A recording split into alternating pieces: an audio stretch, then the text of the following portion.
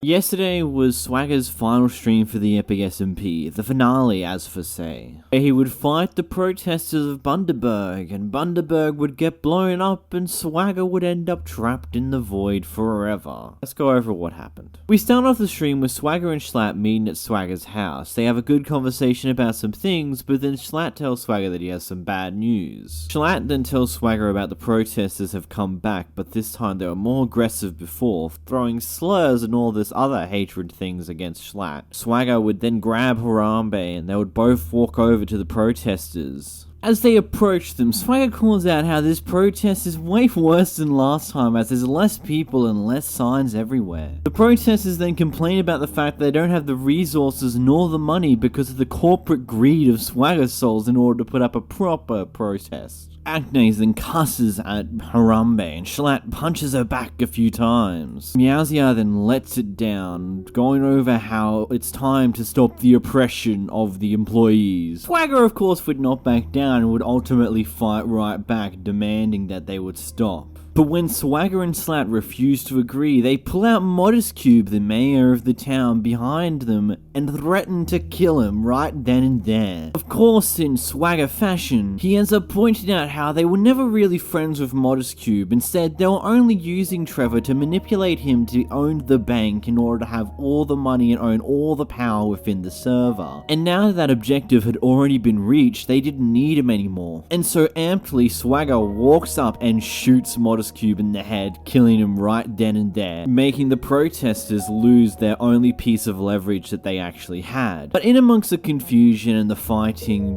Slimecicle could be heard scream from underneath the floorboards of the Schlatt tower. Meowsia frees him and he comes out to confront Swagger and Schlatt as the intern that they threw away into the dungeon, never to be seen of again. And after explaining how he did not enjoy being the intern of the two and all the hardships that he went through, he then threatened to blow up Bundaberg with the 40 layers of TNT he has supposedly put underneath the area. Swagger amply calls his bluff. Slimecicle then describes how he got out via the drug tunnels and walked over to the TNT factory day after day, night after night, and placed as much TNT as he possibly could each and every time until it was finally done. Swagger is still believing that it's impossible that Slimecicle would place this much TNT under the world. Amply goes back to his base, says he's gonna grab something and grabs out his two zappers, his TNT zapper and his redstone block zapper. As he moves back over to the crew, he then talks about the fact that how only Swagger knows how to create TNT in the TNT factory and how his TNT factory functions. Slime taunts him by saying, "Whatever you say, Swagger, whatever you believe in," and to further call his bluff, Swagger then zaps down 28 bits of TNT on top of the area where Slimecicle was standing, scaring everyone a little bit about the fact that, hold on Swagger, you're going a bit too far here. Slimecicle just laughs and says that how all he needed was a fuse, hops on top of the stack of TNT, places down his lever. Swagger amply backs away from the TNT pile, still believing that's all the TNT that will be in the area. But the rest of the protesters know better and amply try and get Slimecicle not to blow it all up. But unfortunately it was completely worthless as Slimecicle places down the lever and pulls it. And as it starts to blow up,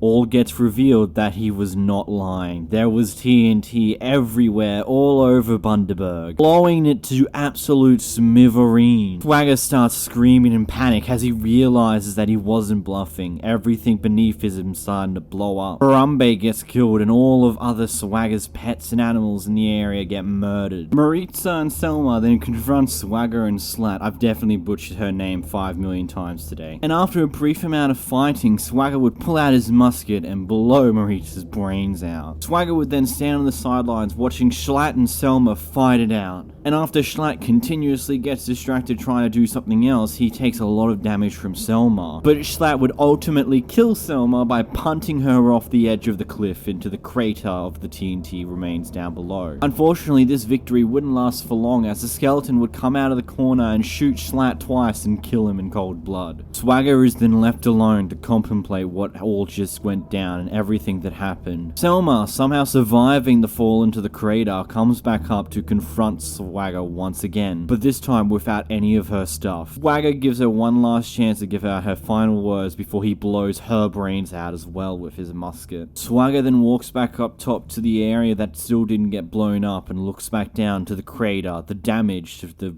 destroyed Bundaberg, contemplating the fact that he's now all alone and there's nothing left. It's just him now. Everyone else had passed. So then Swagger heads over to the void, to where the machine that he created a few days ago had powered up to its maximum power needed. Swagger believing that this would be what all he needs to do to pass through to everyone else who had previously already left the Epic SMP. As he gets there, he activates the machine and sits there contemplating everything that just happened, contemplating the destruction of the place that he once called home, the death of everyone who he once called his friend. He then moves into the portal and gets transferred, but instead of passing through, he gets locked permanently into the void by the god of the Epic SMP, who describes how the people who have already passed through all use the Epic SMP to work together in order to create something magical and creative and survive, and that Swagger would not be allowed to pass through and join them as he betrayed the ideals of the Epic SMP. Instead of working together with everyone to make something great, he decided to rule over everyone, to make an empire where he controlled everything, that he had all the power and all the money and all of everything, and enforced everyone to be his slave, everyone who he considered to be a friend, to work for him, to do things for him and not for the benefit of everyone else. So instead of passing through to the other side where everyone else lies in wait, he gets locked up in the void for the rest of time. I'll leave a link in the end screen to the conclusion video that ModestCube uploaded to his YouTube channel, but as all things good must come to an end at some point, and whilst our time with the Epic SMP was short, it will definitely be something that everyone will remember for quite a while. Something great will eventually grow to replace the Epic SMP, but for now, this is all. I shall now go back to the dark place which I once came. Make sure to like and subscribe if you haven't already, and goodbye.